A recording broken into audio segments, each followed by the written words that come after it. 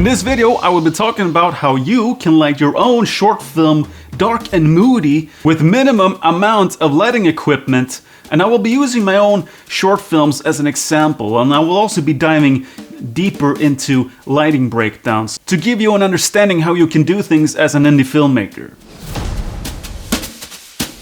So for my latest short film Together, I mainly used 4 fixtures, 2 of these and 2 of these. This is the Amaran PT1Z, it's an RGB light, and this is the Amaran P60X, it's a bi-colored panel.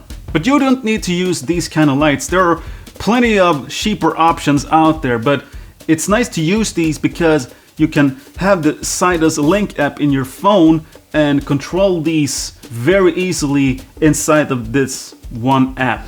Tip number 1, planning. My actors in Together, they were not local, they had to travel by train a couple of hours. So there was no time getting a rehearsal with the actors when they arrived down here in south of Sweden. You usually do the blocking together with the actors so they can have a say into how they want to move when they're in character.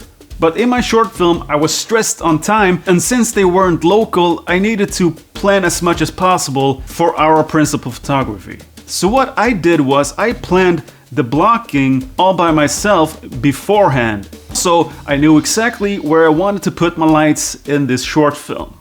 Tip number 2, the KISS method.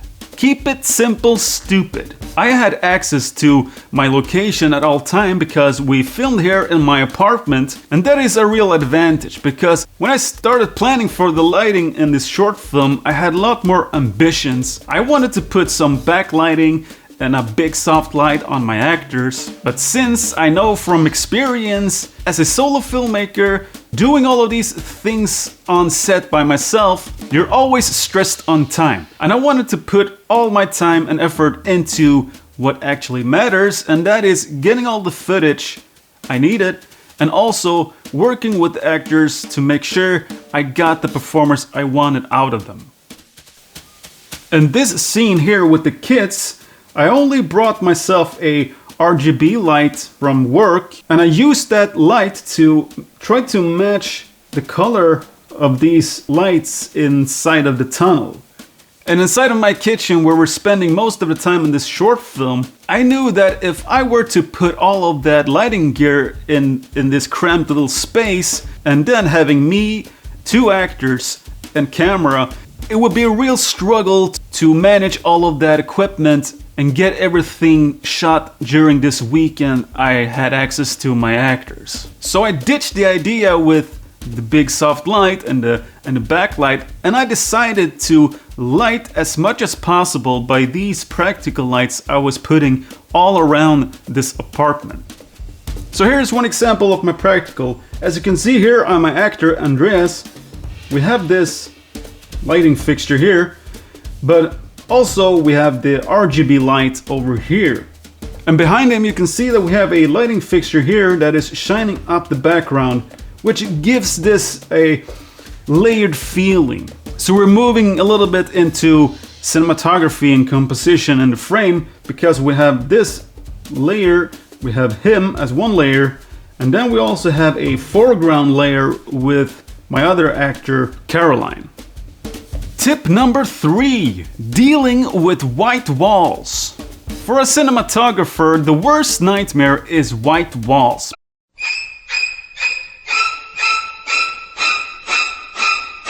They bounce light all over the place, they're boring to look at, and it's much harder to control the lighting inside of a white room. So in the kitchen, I had this white wall next to my actors, and I was first planning to paint this entire wall, but during my testing I realized that it wasn't necessary because that white wall would not been visible as much as I thought it would be. So that is why also it's very important to plan and test stuff if you can, if you have access to your location. There's a couple of things you can do if you want to make a white wall less boring and you can't paint it. You can, for example, light it with a pattern like I did here in Dark Love. Put up a camouflage net and just shine some light through this net and created this pattern in the background here in this kitchen. But what I did in Together, I put this IKEA furniture behind my actor Caroline in this shot, and that helped with breaking up the white wall and give it some kind of a structure in the background. By lighting my actors with the practicals that are very close to them all around the apartment, I realized that I didn't need to use that much light because the light was so close to them. And that helped me with containing the light and not spreading it all around the room. And that made the walls darker and gray and helped with bringing the actors forward in the frame. All of these practical lights I placed around my apartment, they weren't bright enough to light up the faces. So what I did was I hid my panel behind objects on the table and out of frame to make sure I had proper exposure on my actors' faces. Also, I'm using a custom built grid from my 3D printer, and this also helps directing this light from the panel and keeping it more contained and focused instead of spreading all around this room. If we have a look at this shot, we can see that I'm using my practical here as a motivation to where the light is coming from on her face. But if you look a little bit closer, you can see that we also have my little panel here. I know and you know now, but the common audience probably doesn't know what that is. I'm also hiding a light panel behind this fixture here, and then making sure I'm getting all that light onto Andrea's face like this. Also notice that we're not spilling any kind of light in the background here, and that is because I'm really focusing all of that light onto Caroline's face here. And that is by using that grid on my panel. All of these practicals, they're basically all of the time in the short film, they are below their faces. And this is usually used in horror films to give it a little bit of an off-putting feeling. And that served my short film perfectly, having this uplight effect on my actors, since this is a psychological thriller mystery. But of course, if you're doing a rom-com, for example, this kind of lighting might not be appropriate for your film. Here's an example of a B-roll I took a couple of days after we shot the whole short film. And notice here I'm still using that uplight effect to give this horror feeling. So I'm just placing my panel down here and shooting light up like this.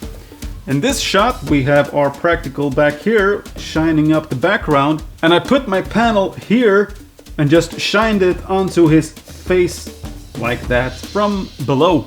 Realistically, that light behind here would never be able to shine up his face like this, but you know, movie magic. In this sequence when they're standing up, I needed just to take my panel and adjust it a little bit so that he would get light on his face while standing up. And also you can see that we're getting that light here on the background. Tip number 4, use existing lights on your location. So I've been talking about how I placed my own practicals in the shot strategically all around this apartment, but I also wanted to point out that you can also use what's available on your location to your favor. In this hallway, we have a bathroom back here, and I just went in and turned on the lights in the bathroom, so we got this light leak. And this also creates a nice dimension here because you have light here, here, and here. And also we are getting a little bit of ceiling light onto these clothes here. In an apartment you probably have ceiling lights, and I do too. But these fixtures spread light all across the room. So what you can do is by taking some cloth or some kind of material and wrap it around these fixtures. I found these gym bags on Amazon and I cut the bottom off, and now it serves like a perfect skirting thing where I can just go up onto the fixtures and pulling that string. So here's what you can get if you skirt your existing fixtures on your location. You can see that we get this nice gradient on the walls here. So I took my Amazon gym bag and just wrapped it around this fixture, and then I folded the bottom part upwards until I got this nice gradient here on the wall. In the kitchen scene, I placed these RGB lights above the kitchen sink and also in the kitchen fan. And I did this because I wanted to control exactly what kind of color I wanted out of these fixtures. I wanted this, sickly greenish yellowish tint shining in the background onto this kitchen. In this shot we have our practical with our panel here shooting light onto his face like this. And then in the background we have the RGB lights with that disgusting green glow. And also, we have a ceiling fixture with a skirt up here that is doing something like this in the background. And notice the green and yellow tint we're getting from above here. And that is because the light in this ceiling fixture is pretty old and creating this disgusting green cast. And that is very fitting for this kind of psychological thriller. So that is all I have for this video. I hope you enjoyed this content, and if you like to see more, please subscribe and do all of that thing you're supposed to do. If you have any questions, go down in the comment section and ask them, and I will answer every one of you. That is all I have for now. I'll see you in the next one. Bye!